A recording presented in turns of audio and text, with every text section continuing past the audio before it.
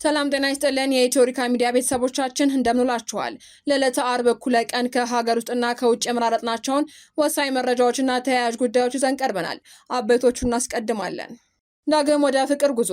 በአሁኑ ወቅት በአፍሪካ ቀንድ ቀጠና ያልተጠበቀና አስገራሚ የፖለቲካ ለውጥ እየታየ መሆኑ ተሰማ። ጠቅላይ ሚኒስትር አብይ አህመድ በቅርብ ወደ አስመራ፣ ፕሬዝዳንት ኢሳያስ አፈወርቂ ደግሞ ወደ አዲስ አበባ ሊመጡ ነው ተብሏል። ዝርዝሩን እናደርሳችኋለን። በድንበር አቅራቢያ የተሰማ የጸጥታ መደፍረስ። ሱዳን በኢትዮጵያ የድንበር ከተማ የድሮን ጥቃት መፈጸሟ ተሰማ። በኢትዮጵያ ኩርሙክ ከተማ ሱዳን ፈጸመች በተባለው የድሮን ጥቃት ሰላማዊ ሰዎች ሲገደሉ በእርዳታ ሰጪዎች ላይ ጉዳት መድረሱ ተዘግቧል። ተጨማሪውን ይዘናል። በ3 ደቂቃ የተጠናቀቀው የቴዲ አፍሮ የስራ ባልደረቦች ችሎት ተጠርጣሪዎቹ ህገወጥ የጦር መሳሪያና አደንዛዥ እጽ ይዘው በመገኘት እንዲሁም ሁከትና ብጥብጥ ለማነሳሳት ሞክረዋል የሚል ከባድ ውንጀላ ቀርቦባቸዋል። ዝርዝሩን እናደርሳችኋለን። የአሜሪካ ፍርድ ቤት በኢትዮጵያ አየር መንገድ የቦይንግ አውሮፕላን አደጋ ለሞተችው አሜሪካዊት ቤተሰቦች የ49.5 ሚሊዮን ዶላር ካሳ እንዲከፍል ወሰነ። መረጃውን እናደርሳችኋለን።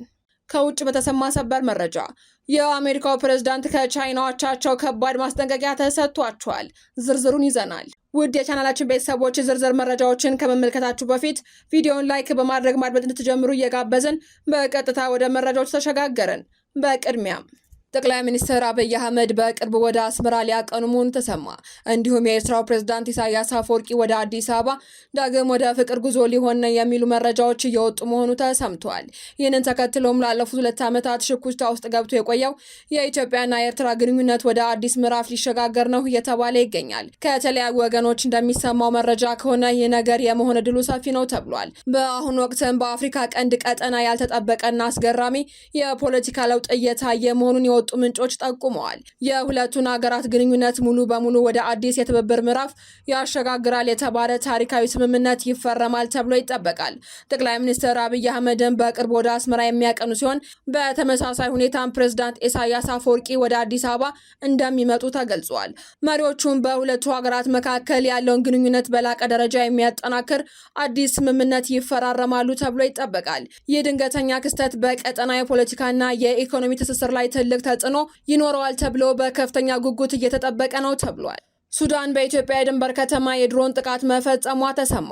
በኢትዮጵያ ኩርሙክ ከተማ ሱዳን ፈጸመችው በተባለ የድሮን ጥቃት ሰላማዊ ሰዎች ሲገደሉ በእርዳታ ሰጪዎች ላይ ጉዳት መድረሱ ተዘግቧል። ከሱዳን ድንበር አቅራቢያ በሚገኘው በቤኒሻንጉል ጉሙዝ ክልል አሶሳ ዞን ኩርሙክ ወረዳ ኩርሙክ ከተማ ውስጥ በተፈጸመ የድሮን ጥቃት አንድ የዓለም አቀፍ የስደተኞች ድርጅት የስራ ባልደረባን ጨምሮ ቢያንስ 8 ሰላማዊ ሰዎች መገደላቸውንና ሌሎች በርካታ ሰዎች መቁሰላቸውን ነዋሪዎችና የአካባቢው የጤና ባለስልጣናት ገልጸዋል። ነዋሪዎቹ ጥቃቱ የተፈጸመው ሚያዝያ 1 ቀን 2018 ዓ.ም ከቀኑ 5 ሰዓት ገደማ መሆኑንና ከአሶሳ ከተማ 94 ኪሎ ሜትር ርቀት ላይ በምትገኘው ኩርሙክ ከተማ የሰዎችን እንቅስቃሴ በሚበዛበት አካባቢ ላይ ማረፉን ተናግረዋል። የዓይን እማኞቹ ድሮን የመጣው ከሱዳን ብሉ ናይል ግዛት አቅጣጫ መሆኑን ጠቅሰው የሱዳን ጦር ከፈጣን ድጋፍ ኃይሎች ጋር እያካሄደ በነበረው ግጭት ወቅት ጥቃቱ እንደተፈጸመ አስረድተዋል። ነዋሪዎቹ ጥቃቱ በአካባቢው በሚገኙ የቡና መሸጫ እና የንግድ ቦታዎች ተሰብስበው በነበሩ ሰላማዊ ሰዎች ላይ ያነጣጠረ ነው ብለዋል።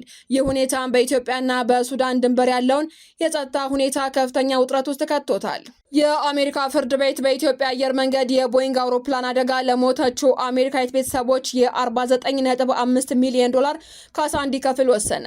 በሺካጎ የሚገኘው የአሜሪካ ፍርድ ቤት በ2019 በኢትዮጵያ አየር መንገድ የቦይንግ 737 ማክስ አውሮፕላን አደጋ ሕይወቷ ለጠፋው የ24 ዓመት አሜሪካዊት ሳሚያ ስቱም ቤተሰቦች ቦይንግ ኩባንያ 49.5 ሚሊዮን ዶላር የጉዳት ካሳ እንዲከፍል ወስኗል።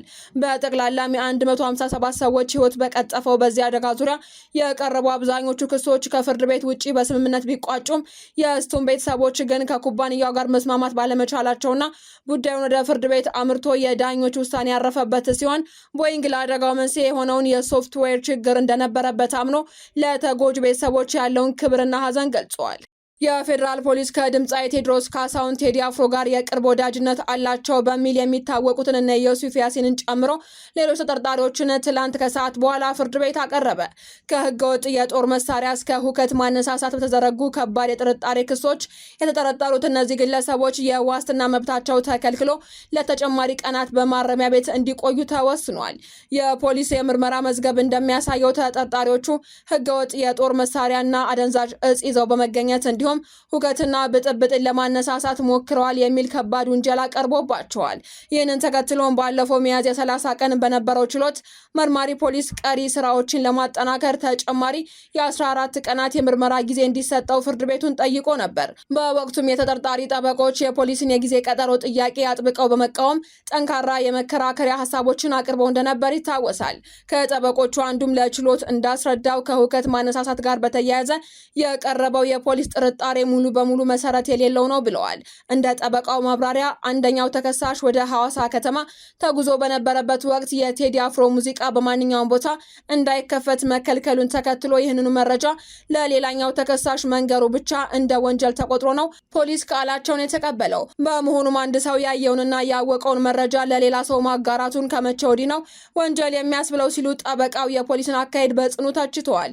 የግራ ቀኝ ክርክሩን ያዳመጠው ፍርድ ቤትም ብይን ለመስጠት ትናንት ግንቦት 5 ቀን ተለዋጭ ቀጠሮ ሰጥቶ የነበረ ሲሆን በዚህ ዕለትም ከቀኑ 9 ሰዓት ላይ ተጠርጣሪዎቹ ከጠበቆቻቸው ጋር በችሎት ተገኝተዋል። ይሁን እንጂ እጅግ አጭር በነበረውና ከ3 ደቂቃዎች ባልበለጠ የፍርድ ቤት ውሎ ዳኛው ተከሳሾቹን ዋስትና ጥያቄ ሙሉ በሙሉ ውድቅ የሚያደርግ ትዕዛዝ አንብበዋል። ፍርድ ቤቱም ፖሊስ የጠየቀውን የ14 ቀን የጊዜ ቀጠሮ ወደ 9 የምርመራ ቀናት ዝቅ በማድረግ የፈቀደ ሲሆን መርማሪ ፖሊስም ያከናወነውን ተጨማሪ የምርመራ ውጤት ለመመልከት ለግንቦት 15 ቀን ከቀኑ 9 ሰዓት ተለዋጭ ቀጠሮ ሰጥቶ ችሎቱን በትኗል። ጉዳዩ ፖሊስ ካቀረበው ከባድ ክስና ተጠርጣሪዎች ካሏቸው ማህበራዊ ትስስር አኳያ አሁንም ድረስ የበርካቶችን ትኩረት እንደሳበ ይገኛል። ከውጭ በተሰማ ሰበር መረጃ የቻይና ፕሬዝዳንት ዢ ጂንፒንግ በታይዋን ጉዳይ ለትራምፕ ማስጠንቀቂያ ሰጡ። ቻይና አሜሪካን በታይዋን ጉዳይ የምታካሄደውን እንቅስቃሴ ወደ ግጭት ይወስዳል ስትል ለፕሬዝዳንት ዶናልድ ትራምፕ ማስጠንቀቂያዋን በፕሬዝዳንቷ በኩል ስታሰማ፣ የአሜሪካው የውጭ ጉዳይ ሚኒስቴር ደግሞ የሚቀየር አቋም የለም ሲሉ ተከራክረዋል። ፕሬዝዳንት ዢ ጂንፒንግ የታይዋን ጉዳይ በአግባቡ ካልተያዘ የአሜሪካና የቻይና ግንኙነት ወደ አደገኛ ደረጃ ሊያመራ እንደሚችል ወደ ግጭት ሊወስድ እንደሚችልና ለትራምፕ ማስጠንቀቂያ ሰጥተዋቸዋል።